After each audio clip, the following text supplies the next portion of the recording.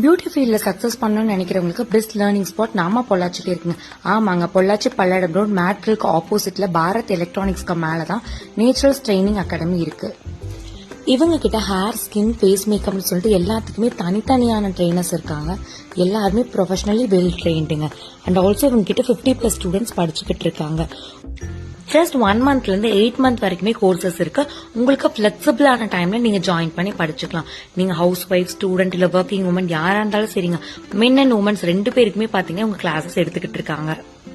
எல்லாத்துக்குமே பாத்தீங்கன்னா hands on practice கொடுக்குறாங்க. அண்ட் ஆல்சோ அவுட் சைட் விசிட்டுமே கூட்டிட்டு போயிட்டு இருக்காங்க.